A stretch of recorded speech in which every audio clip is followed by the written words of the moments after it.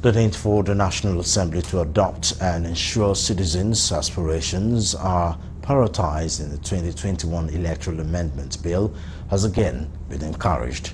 The call was part of a submission at a news conference organized by a coalition of organizations implementing programs on democratic governance in Nigeria.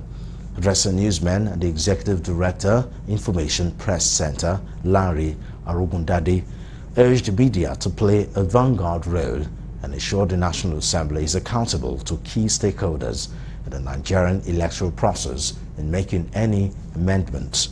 Other speakers urged the National Assembly to rise as the fulcrum of democracy and restore confidence in Nigeria's journey to democracy through a legislative process that will address gaps in the current electoral legal framework.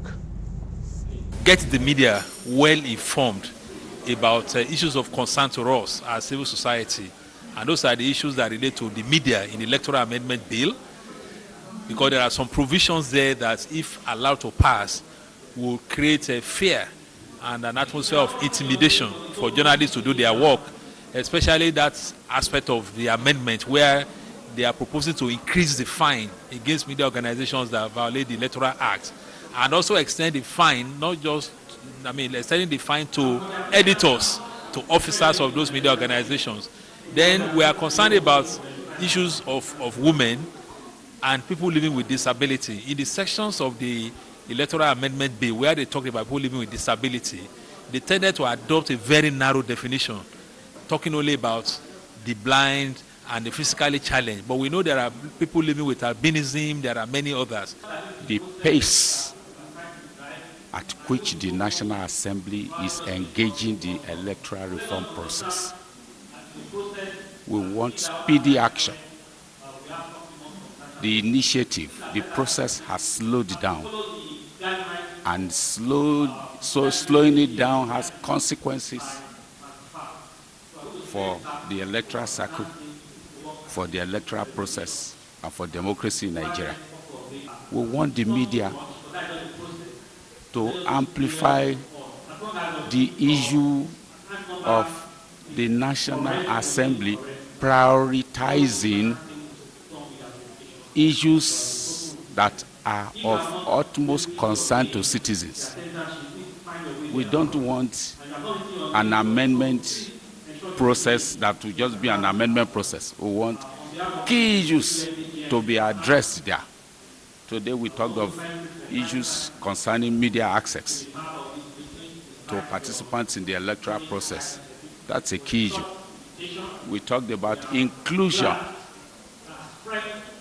persons with disabilities, how they are protected, how they are empowered within the electoral process.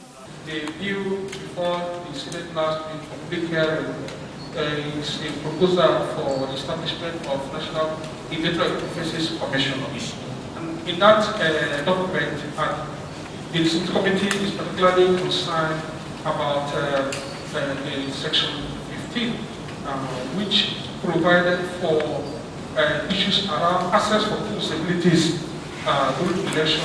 If they are being denied access, it constitutes Talking about that participation and representation, we felt for us as women advocates, it's a big issue for us, because we believe that participation and representation of women in all areas of public life should be available to both men and women in this country.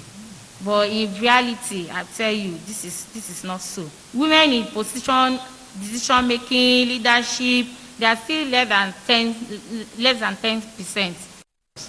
To imprison them for 12 months. For what we know that everything during election, even before election, everything is political. The over 90 parties that we have, we might not even have enough airspace to accommodate all of them. And we also know some of them are so strong when it comes to funding. Some don't have at all. But we encourage the little we can do on here. But for anybody, any ruling party can use that against a media house, saying that you did not do this. You know, in implementation of law, they are being selective when it comes to implementation. sharing beats, they will say that we are the stronger sex. I don't want to use the other word. But the fact is that I believe that they should always share the beats according to our performances and not because of our gender. And that comes to, it brings us to the issue of inclusion. I believe that we are not there yet. And I always say in all the gatherings I go to that women should support each other.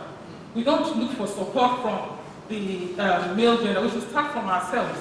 And I believe that the majority of the time we are always enemies of ourselves.